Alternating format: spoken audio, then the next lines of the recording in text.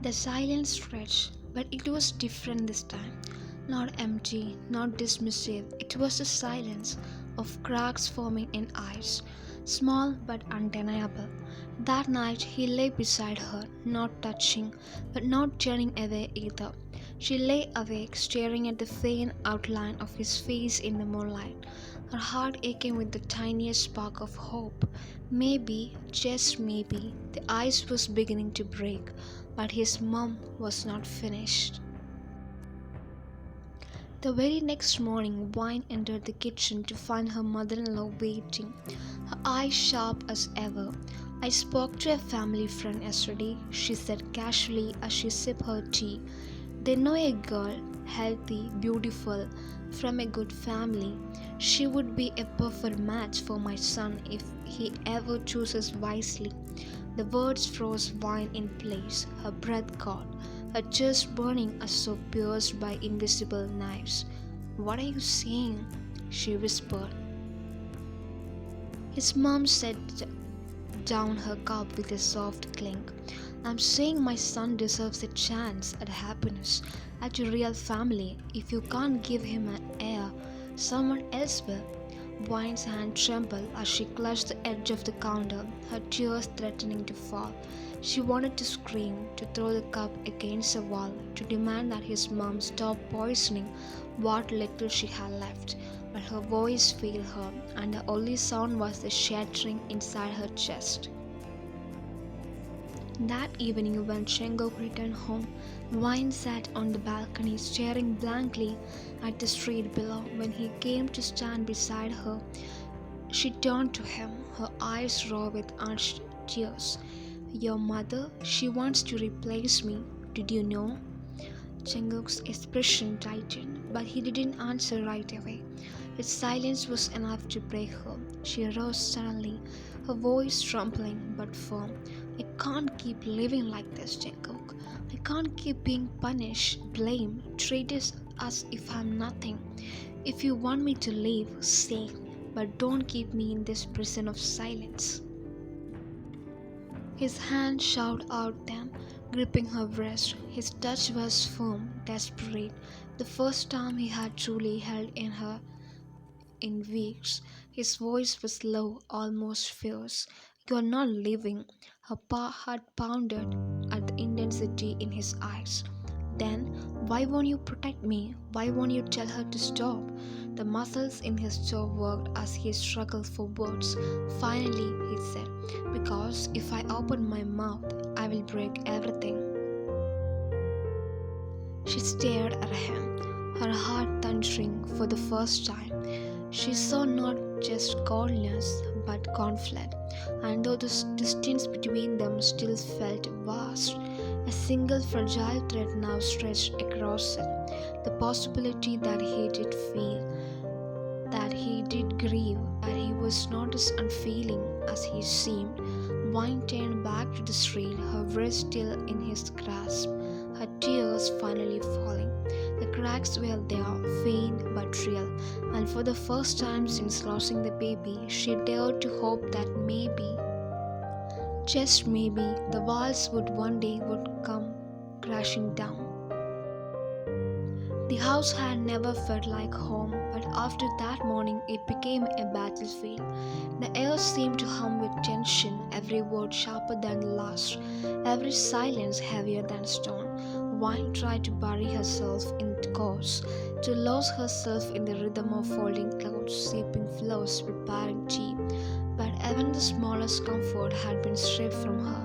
Every corner of the house whispered his mom's voice. Every wall seemed to echo with blame. And Chengok, her Chengok, was still an enigma. His silence lingered through cracks had begun to appear. Sometimes she caught him watching her when she thought he wouldn't notice, his gaze heavy and unreadable.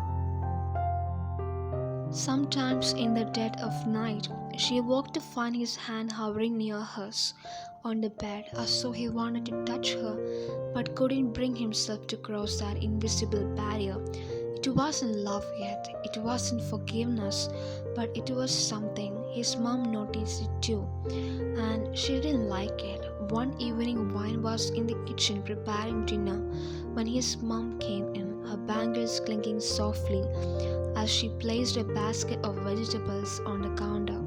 She didn't speak at first, simply watched Wine hands as they cut through a tomato.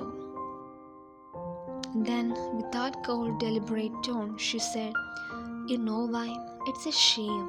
A woman's worth is measured by the children she brings into the world. Without that, what are you? Just a shadow taking up space." The knife slipped in Wine's trembling hand, nearly nicking her finger. Her breath caught, and for a moment she couldn't move. The words lodged inside her like glass shards. His mom didn't stop. "I told Jungkook this morning, if you can't give him a child, then perhaps he should think about his future. I will not stand by and watch my son's legacy gone to bear." Wine froze. Her chest burned, her eyes strung, but this time something inside her refused to collapse. Slowly she set the knife down and turned to face her mother-in-law, her voice low but firm. "Enough.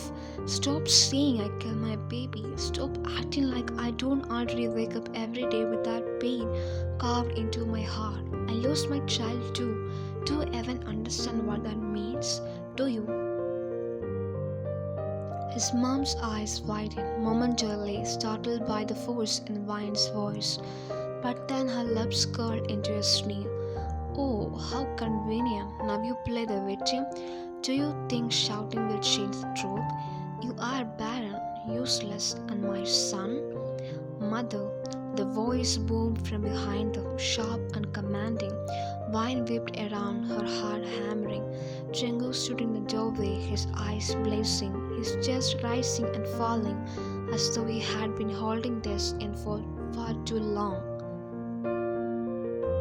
His mom blinked, her words faltering. "Jungkook?" Not another word. His tone was like steel, cold and final. He stepped into the kitchen, his gaze fixed on his mother. "I have listened quietly all these weeks. I have let you speak because I thought your grief needed a voice. But I will not let you tear her apart anymore." He moved closer, standing protectively near Wine, his presence like a shield. "She's my wife, she's my family, and if you cannot respect her, you do not respect me." Wine's breath hitched, her heart pounding so hard it hurt. The words she had longed to hear, words she had given up hoping for, now filled the room like thunder. His mom's face flashed with outrage. "Jungkook, she failed you. She failed all of us. That child was that child." Jungkook cut her off, his voice breaking for the first time. "Was ours. Ours, mother, and we lost him, not because of her, not because of anything she did. It was an accident. Do you understand that? An accident." His voice trembled with suppressed pain, his eyes glistening, though he refused to let the tears fall. "Stop punishing her for something beyond her control. Stop punishing us." The silence that followed was heavy, almost suffocating. His mom opened her mouth as if to argue, but the sheer fire in Django's gaze silenced her. Then, without another word, he reached for Wine's hand. His fingers curled tightly around hers, warm and strong, as though anchoring her to him at last. Wine's heart clenched, tears spilling down her cheeks as she looked up at him. For weeks she had dreamed of this moment, of him choosing her, defending her, standing beside her, and now it was real. "Pack your things," he said quietly, his voice soft enough but no less firm. "We are leaving." His mom's gasp filled the room. "Jungkook, you will never walk out of your own house for her, for a woman who..." "For my wife." he said, turning back to meet his mother's eyes with unwavering determination. Yes, I will. Wine's knees nearly buckled beneath her. She clutched his hand tighter, her tears blurring everything. But the sight of him, her cold, distant husband, now burning with a fire she had never seen before. The rest of the evening passed in a blur. She moved through their room, gathering her clothes, her few possessions, her hands trembling as she folded each piece. Jungkook helped her silently, pulling shirts from hangers, zipping up the suitcase. There was no hesitation in his movements, no doubt, only certainty. When they stepped out of the house together, the weight of his mom's glare pressed against their backs, but neither of them turned around. Wine felt the night air brush against her face, cool and liberating. She clung to Jungkook's hand as though it were the only thing tethering her to this moment, to reality. They reached the car, and for a moment silence settled between them. But this time it wasn't heavy, it wasn't cold. It was a silence filled with unsaid words, with raw wounds still healing, with a fragile but undeniable warmth. As Jungkook started the engine, Wine turned to him, her voice breaking softly. Why now? Why did you finally? He kept his eyes on the road, but his jaw clenched. Because I couldn't watch you break anymore. Because I realized losing our child wasn't your fault, and I should have been there. I should have been your strength, not your silence. A sob escaped her lips, and before she could stop herself, she reached for his hand where it rested on the gear. His fingers tightened around hers, a silent promise pulsing through the warmth of his touch.